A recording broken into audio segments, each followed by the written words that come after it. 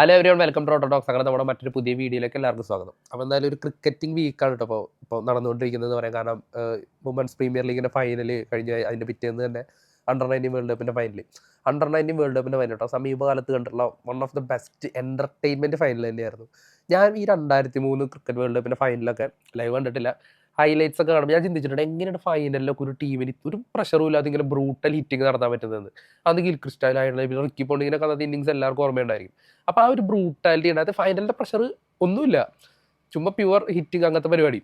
അപ്പോൾ ഇന്ത്യക്കാർക്കും അത് പറ്റില്ല. നമ്മുടെ ഇന്ത്യൻ ടീമിൻ്റെ കേസ് നോക്കി കഴിഞ്ഞാൽ ഫൈനലാകുമ്പോൾ ഇന്ത്യക്കാർക്ക് പ്രഷറാവും. അതിപ്പോൾ 2023 ഫൈനലാണെങ്കിലും ഏത് ഫൈനലാണെങ്കിലും ഇന്ത്യ ഒരു പ്രഷർ എപ്പോഴും ഇന്ത്യൻ പ്ലേയേഴ്സിന് എപ്പോഴും വരാറുണ്ട് ഒരു ഫൈനൽ എന്നൊക്കെ പറയുമ്പോൾ. അതിപ്പോൾ എത്ര സെറ്റ് ടീമാണ് നമ്മളെങ്കിൽ പോലും നമുക്ക് ഫൈനലിൽ നമ്മൾ കുറച്ച് കഷ്ടപ്പെട്ടാണ് ജയിക്കാറുള്ളത്. ഇപ്പോൾ ചാമ്പ്യൻസ് ട്രോഫി ഫൈനലിൽ കണ്ടാണ് കുറച്ച് വൺ സൈഡറായിട്ട് നമ്മൾ ജയിച്ചു പോയത്. പക്ഷേ അവിടെയാണ് ഈ അണ്ടർ 19 വേൾഡ് കപ്പ് ഫൈനൽ വ്യത്യസ്തമാവുന്നതെന്ന് പറയാം. കാരണം വൈഭവ് സൂര്യവംശി എന്ന് പറയുന്ന 14 വയസ്സുള്ള പ്ലെയർ, ഇനിയിപ്പോൾ 14 അവന് 18 20 അതൊന്നും ഒരു പ്രശ്നമല്ല. ആ പ്ലെയറിൻ്റെ അപ്രോച്ച് നോക്കുക. പണ്ട് ലെഗ് സൈഡ് പുള്ളിയൊക്കെ ആയിരുന്നു കേട്ടോ. കഴിഞ്ഞ വർഷമൊക്കെ നോക്കും പ്യുവർ ലെഗ് സൈഡ് ഹിറ്റിംഗ് ആയിരുന്നു. ഇപ്പോൾ അതിനൊക്കെ ഒരുപാട് മാറ്റം വന്നിട്ടുണ്ട്. ഓഫ് സൈഡിൽ വരുമ്പോൾ ഓഫ് സൈഡിലേക്ക് തന്നെ മനോഹരമായിട്ട് അദ്ദേഹം കളിക്കുന്നുണ്ട്. അതൊക്കെ അദ്ദേഹത്തിന് പ്ലേയിങ് സ്റ്റൈലൊക്കെ അദ്ദേഹം ഒരുപാട് മാറ്റം വരുത്തിയിട്ടുണ്ട്. വളരെ നല്ല രീതിക്കാണ് ഇപ്പോൾ എല്ലാ ബോളുകളും വളരെ അതിൻ്റേതായിട്ടുള്ള ബഹുമാനം കൊടുത്തുകൊണ്ട് തന്നെയാണ് അദ്ദേഹം കളിക്കുന്നത്. പിന്നെ അദ്ദേഹത്തിൻ്റെ ഒരു ഇൻറ്റൻറ്റ് ഉണ്ട്.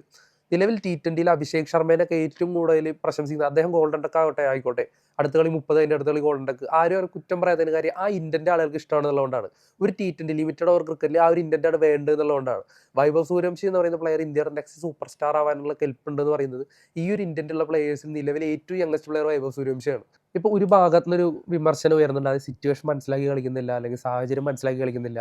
ഈ ഒരു ടൂർണമെൻറ്റിൽ കുറേ കളികൾ അദ്ദേഹം ചെറിയ സ്കോറിനൊക്കെ പുറത്താവുണ്ടായി. അപ്പോൾ മലയാളിയായ ആരോൺ ജോർജ് അല്ലെങ്കിൽ കുണ്ടു തുടങ്ങിയവരുടെയൊക്കെ ബാറ്റിംഗ് പെർഫോമൻസിലാണ് നമ്മൾ ഫൈനൽ വരെയൊക്കെ എത്തിയത്. ആ ടോപ്പ് 5 റൺ ഗെറ്റേഴ്സിൽ വൈഭവ് സൂര്യവംശി ഉണ്ടായിരുന്നില്ല ഫൈനൽ വരെ. പക്ഷേ വൈഭവ് സൂര്യവംശി ഫോമായി കഴിഞ്ഞാൽ മത്സരം വൺ സൈഡഡ് ആവുന്നു. അതുപോലെ തന്നെയാണ് നമ്മുടെ ഇന്ത്യൻ T20 ടീമിലെ കാര്യം. അഭിഷേക് ശർമ്മ ഫോമായി കഴിഞ്ഞാൽ മത്സരം വൺ സൈഡഡ് ആവുന്നു. ഒന്നല്ലെങ്കിൽ അവർ ചെറിയ സ്കോറിന് പുറത്താവുന്നു, അവർ നിന്ന് കിട്ടിക്കഴിഞ്ഞാൽ മത്സരം പ്യുവർലി അവർ കൈക്കലാക്കും. പിന്നെ അവിടെ മറ്റ് എതിർ ടീമിലെ ബോളേഴ്സിന് യാതൊരു റോളുമില്ല. അപ്പോൾ എന്തായാലും ഇന്ത്യൻ T20 ടീമിൻ്റെ ഓപ്പണർ സ്ഥാനത്ത് ഇപ്പോൾ ഭയങ്കര കോമ്പറ്റീഷൻ തന്നെയായിരിക്കും എന്ന് ഉറപ്പാണ്. എന്തായാലും ഇനിയിപ്പോൾ അടുത്തൊരു അണ്ടർ 19 വേൾഡ് കപ്പ് അദ്ദേഹം കളിക്കില്ല. ഇന്ത്യയുടെ BCCIയുടെ ലോ ഒക്കെ അങ്ങനെയാണ്, ഒരു അണ്ടർ 19 വേൾഡ് കപ്പ് ഒരു പ്ലെയർ കളിക്കാൻ പറ്റുള്ളൂ. അപ്പോൾ എന്തായാലും സീനിയർ ടീമിലോട്ട് അദ്ദേഹം പെട്ടെന്ന് വരാൻ ചാൻസ് ഇല്ല. മിനിമം ഒരു 2-3 വർഷത്തിനുള്ള അദ്ദേഹം സീനിയർ ടീമിലെത്തും. അപ്പോൾ അണ്ടർ 19 വേൾഡ് കപ്പ് നമ്മുടെ കുത്തകയാണ്, നമ്മൾ തന്നെയാണ് ഏറ്റവും കൂടുതൽ എടുത്തേക്കുന്നതും. അപ്പോൾ വീണ്ടും അണ്ടർ 19 വേൾഡ് കപ്പ് സ്വന്തമാക്കി ആയുഷ് മാത്രയുടെ ഒരു ക്യാപ്റ്റൻസിയിൽ. അപ്പോൾ അതൊക്കെ കഴിഞ്ഞ് നമ്മുടെ ഇന്ത്യയിലും ശ്രീലങ്കയിലായിട്ട് നടക്കുന്ന വേൾഡ് കപ്പ് സ്റ്റാർട്ടായി. പിന്നെ ഇന്ത്യയുടെ സ്ക്വാഡ് വന്നപ്പോൾ പ്രത്യേകിച്ച് ആരും ഞെട്ടിയൊന്നുമില്ല. സഞ്ജു സാംസൺ ഇല്ലായിരുന്നു സ്ക്വാഡിൽ. അപ്പോൾ എന്തായാലും നമ്മൾ ഏറെ പ്രതീക്ഷിച്ചൊരു കാര്യമാണ് അദ്ദേഹം ഈ വേൾഡ് കപ്പ് കളിക്കുക എന്നുള്ളത്. പക്ഷേ അദ്ദേഹം നിർഭാഗ്യവശാൽ അദ്ദേഹം കളിച്ചില്ല. ടോട്ടലി അൺഎക്സ്പെക്റ്റഡ് ആയ ഒരുപാട് കാര്യങ്ങളായിരുന്നു. ഹർഷിത് റാണ അദ്ദേഹം ലാസ്റ്റ് മിനിറ്റ് വരെ ടീമിൻ്റെ ഒപ്പം ഉണ്ടായിരുന്നു. അപ്പോൾ അതുവരെ ടീമിൽ ഇല്ലാതിരുന്ന സിറാജിന് ഫസ്റ്റ് മത്സരം കളിക്കാൻ പറ്റുന്നു. ബുംറ റെസ്റ്റായിട്ട് സിറാജിന് ഫസ്റ്റ് മത്സരം കളിക്കാൻ പറ്റുന്നു. ടീമിൻ്റെ മെയിൻ വിക്കറ്റ് കീപ്പർ ആയിരുന്ന സഞ്ജു സാംസൺ ഒരു പരമ്പര 5 പരമ്പര കഴിഞ്ഞപ്പോൾ ടീമിൽ നിന്ന് പുറത്തായിട്ട് ഫീൽഡ് ചെയ്യാനൊക്കെ അദ്ദേഹം ഇറങ്ങിയായിരുന്നു. ആ സമയത്തൊക്കെ ക്യാമറ അദ്ദേഹത്തെ തന്നെ ഫോക്കസ് ചെയ്യുന്നുണ്ടായിരുന്നു. കമൻറ്റേറ്റേഴ്സൊക്കെ പറയുന്നുണ്ടായിരുന്നു. കാരണം ഒരു ചർച്ചാ വിഷയമായിട്ട് മാറിയിട്ടുണ്ട് സഞ്ജു സാംസൺ. പിന്നെ സോഷ്യൽ മീഡിയയിലൊക്കെ മൊത്തത്തിൽ ഇന്ത്യയുടെ ടോപ്പ് ഓർഡർ തകരുമ്പോൾ ആൾക്കാരൊക്കെ കുറേ പേരൊക്കെ ഭയങ്കര സെലിബ്രേഷൻ ഉണ്ടായിരുന്നു. സഞ്ജു സാംസൺ ഇറക്കിയില്ല, പുള്ളി ഇറക്കണമായിരുന്നു. അഭിഷേക് ശർമ്മ ഇങ്ങനെ കളിക്കുന്നു, അപ്പോൾ അഭിഷേക് ശർമ്മയെ ആർക്കും എടുത്ത് കളയണ്ടേ. പുള്ളി ലോകം 1-ാം നമ്പർ ബാറ്ററാണ്. പിന്നെ അഭിഷേക് ശർമ്മയുടെ ഇപ്പോൾ ലാസ്റ്റ് സ്കോർ നോക്കി കഴിഞ്ഞാൽ 30+ ഡക്ക് അങ്ങനെയാണ്. അഭിഷേക് ശർമ്മയുടെ ഇൻറ്റൻറ്റ് അങ്ങനെയാണ്. അതിൽ മാറ്റം വരുത്തണമെന്ന് ആരും പറയുന്നില്ല. കാരണം അദ്ദേഹം ഡക്ക് ആയിക്കോട്ടെ, ബാക്കി ബാറ്റ്സ്മാൻമാരെ അത് ക്യാരി ചെയ്തുകൊണ്ട് പൊക്കോളും. ഇനി അല്ല അദ്ദേഹം അവിടെ നിൽക്കുകയാണെങ്കിൽ മത്സരം പ്യുവർലി വൺ സൈഡഡ് ആയിട്ട് മാറും. അപ്പോൾ ഒരിക്കലും അഭിഷേക് ശർമ്മ ഡക്കാവുന്നതൊന്നും സഞ്ജു സാംസണെ ടീമിലോട്ട് എടുക്കാനുള്ള ഒരു റീസണായിട്ട് നിങ്ങൾ ആരും പറയരുത്. ഇനിയിപ്പോൾ ഇന്ത്യ അടുത്ത മത്സരം കൂടി ജയിച്ച് റിസൾട്ട് പ്രാധാന്യം ഇല്ലാത്തൊരു ഗ്രൂപ്പ് മത്സരം വരികയാണെങ്കിൽ സഞ്ജു സാംസൺ അവസരം കിട്ടും. കഴിഞ്ഞ T20 വേൾഡ് കപ്പിൽ അദ്ദേഹം ബെഞ്ചിലായിരുന്നു. പിന്നെ അവിടെ രോഹിത് ശർമ്മ ഉണ്ടായിരുന്നു. അപ്പോൾ ഒരിക്കലും ആ ഒരു പൊസിഷനിലോട്ട് അദ്ദേഹം കളിക്കാൻ പറ്റില്ല. പക്ഷേ ഈ T20 വേൾഡ് കപ്പിലും അദ്ദേഹം ബെഞ്ചിലിരിക്കുകയാണെങ്കിൽ ഇന്ത്യ കിരീടം അടിച്ചു കഴിഞ്ഞാൽ അദ്ദേഹം മറ്റൊരു റെക്കോർഡ് ഉടമയാവും.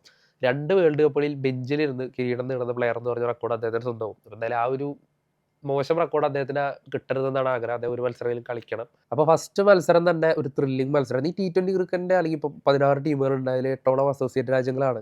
അപ്പോൾ എന്തായാലും മത്സരങ്ങൾ വൺ സൈഡഡ് ആവും എന്നൊക്കെയാണ് നമ്മൾ എക്സ്പെക്ട് ചെയ്തിരുന്നത്. ഫസ്റ്റ് മത്സരം തന്നെ നമ്മൾ ഞെട്ടിച്ചു എന്ന് പറയാം. ടോട്ടലി ഒരു ഞെട്ടലായിരുന്നു കേട്ടോ. കാരണം ഈ ശ്രീലങ്കയിലൊക്കെ നടക്കുന്ന മത്സരത്തിന് ഇത്രയും കിടലൻ ബ്രോഡ്കാസ്റ്റിംഗ് ക്ലാരിറ്റി ഒന്നും ഞാൻ എക്സ്പെക്ട് ചെയ്തിട്ടില്ല. നല്ല ബ്രോഡ്കാസ്റ്റിംഗ് ക്ലാരിറ്റി ഒക്കെ ഉള്ള മത്സരങ്ങളാണ്. ഇപ്പോൾ ഇന്ത്യയിൽ നടക്കുന്നതായാലും ശ്രീലങ്കയിൽ നടക്കുന്നതായാലും അതിനാദ്യം തന്നെ ഒരു പ്രശംസ അറിയിക്കുന്നുണ്ട് ഇത്തവണത്തെ ഒരു ഹോസ്റ്റിങ്ങിനൊക്കെ പേരിൽ. പിന്നെ മത്സരത്തിലോട്ട് വരുമ്പോൾ നെതർലാൻഡ് വേഴ്സസ് പാകിസ്ഥാൻ മത്സരമായിരുന്നു ആദ്യം. നമ്മൾ ഒരു പോയിന്റ് എത്തിയപ്പോൾ അതിൽ നെതർലാൻഡ് ജയിക്കുമെന്ന് തന്നെ വിചാരിച്ചു. കാരണം അത്രത്തോളം കിടിലനായിട്ടാണ് അവർ കളിച്ചുകൊണ്ടിരുന്നത്. പക്ഷേ അവസാനത്തെ 2 ഓവറുകളിൽ 10-25 റൺസൊക്കെ അവർ അടിച്ചെടുത്ത് അവർ പാകിസ്ഥാൻ കളി ജയിച്ചു. അപ്പോൾ നമ്മളിങ്ങനെ സോഷ്യൽ മീഡിയയിലൊക്കെ പിന്നെ പാകിസ്ഥാനെതിരെയുള്ള കളിയാക്കലും കാര്യങ്ങളൊക്കെ ഇങ്ങനെ കുമിഞ്ഞുകൂടിക്കൊണ്ടിരിക്കുകയായിരുന്നു. അപ്പോൾ ഈ പാകിസ്ഥാൻ ഇന്ത്യക്ക് കിട്ടിക്കഴിഞ്ഞാൽ എന്തായിരിക്കും അവസ്ഥ എന്നുള്ള രീതിയിലൊക്കെ. അങ്ങനെ നമ്മുടെ ഇന്ത്യയുടെ മത്സരം വരുവാണ്. എതിരാളികൾ USA ആണ്. USA അത്യാവശ്യം നല്ല ടീം തന്നെയാണ്. നമ്മൾ കഴിഞ്ഞ T20 വേൾഡ് കപ്പിൽ കണ്ടതാണ്. അവർ പാകിസ്ഥാനൊക്കെ തോൽപ്പിച്ചിട്ടുണ്ടായിരുന്നു. പക്ഷേ ഇപ്പോഴത്തെ ഇന്ത്യയുടെ ഒരു സെറ്റപ്പിൽ, അതും ഇന്ത്യയിൽ നടക്കുന്ന മത്സരത്തിൽ ഒരു എതിരാളികൾ പോലെയല്ല USA. ടോസ് കിട്ടുന്നു, അവർ ബോളിംഗ് എടുക്കുന്നു. ഓരോരുത്തരും ഇങ്ങനെ #ഹാഷ്ടാഗ് ഇട്ട് പോസ്റ്റ് ചെയ്യാൻ തുടങ്ങി. ക്യാപിറ്റൽ പണിഷ്മെന്റ് എടുത്തിരിക്കുന്നു, അല്ലെങ്കിൽ സൂയിസൈഡൽ അറ്റംപ്റ്റ്, അങ്ങനെയൊക്കെ നിരവധി. അതായത് ഇന്ത്യൻ ടാർഗറ്റ് 300 ആണല്ലോ ഇന്ത്യൻ ബാറ്റിംഗ് എന്ന് പറയുന്നത്. പക്ഷെ ഞാൻ പേഴ്സണലി ആഗ്രഹിച്ച ഒരു കാര്യമാണ് കഴിഞ്ഞ ഇന്ത്യയുടെ ആദ്യത്തെ മത്സരം നടന്നത്. ടോപ്പ് ഓർഡർ കൊളാപ്സ് ആവുക. കാരണം ഇന്ത്യ ടോപ്പ് ഓർഡർ ഇങ്ങനെ കംപ്ലീറ്റ്ലി കൊളാപ്സ് ആയി കഴിഞ്ഞാൽ middle order, lower order, especially ഇന്ത്യയുടെ ലോവർ ഓർഡർ, അതായത് ഹർദിക് പാണ്ഡ്യ, റിങ്കു സിംഗ്, ശിവം ദൂബെ അടങ്ങിയിട്ടുള്ള ആ ഒരു ലോവർ ഓർഡർ, അക്സർ പട്ടേലൊക്കെ അടങ്ങിയിട്ടുള്ള ആ ലോവർ ഓർഡർ ഇന്ത്യനെ എന്ത് ചെയ്യും, അല്ലെങ്കിൽ എങ്ങനെ സ്കോർ മുന്നോട്ട് പോകുന്നത് ഞാൻ ഭയങ്കര ക്യൂരിയസ് ആയിട്ട് നോക്കിക്കൊണ്ടിരുന്ന കാര്യമാണ്. എസ്പെഷ്യലി ഇവരെല്ലാവരും നല്ല ടാലന്റഡ് ബാറ്റേഴ്സാണ്. അപ്പോൾ 8ഓളം ബാറ്റ്സ്മാൻമാർ ഇന്ത്യക്ക് ഉണ്ട്, പ്യുവർ ബാറ്റ്സ്മാൻമാർ ഇന്ത്യക്ക് ഉണ്ട്. അപ്പോൾ ഈ ടോപ്പ് ഓർഡർ തകർന്നിട്ട് ഇന്ത്യയുടെ ലോവർ ഓർഡറിൽ ഇന്ത്യനെ എങ്ങനെ കളിക്കും എന്ന് കാണാനായിട്ട് ഞാൻ പേഴ്സണലി ക്യൂരിയസ് ആയിരുന്നു. അതുപോലെ തന്നെ ഇന്ത്യയുടെ ടോപ്പ് ഓർഡർ ആയിരുന്നു. സൂര്യകുമാരെ അതൊരു അറ്റം നിൽക്കുന്നു. പക്ഷെ പിന്നീട് കണ്ടിട്ട് കൊളാപ്സ് തന്നെയായിരുന്നു. കണ്ടിന്യൂസ്ലി അപ്പർ സൈഡിൽ നിന്ന് ഇങ്ങനെ വിക്കറ്റുകൾ വീണുകൊണ്ടിരിക്കുക, ആർക്കൊന്നും കളിക്കാൻ പറ്റുന്നില്ല. ഒരു അസോസിയേറ്റ് കൺട്രി, അതും ഇന്റർനാഷണൽ ക്രിക്കറ്റിലൊരു ഇന്ത്യക്ക് ഒരു തരത്തിലും ഭീഷണി ഉയർത്താൻ സാധിക്കാത്തൊരു കൺട്രിയാണ് ഇന്ത്യനെ വന്നിട്ട് ഇമ്മാതിരി രീതിയിൽ ഡൊമിനേറ്റ് ചെയ്യുന്നത്. നമ്മൾ ഞെട്ടിപ്പോയ മത്സരം കണ്ടിട്ട്. മത്സരം കണ്ട എല്ലാവരും റിയാക്ഷൻ തന്നെയായിരിക്കും.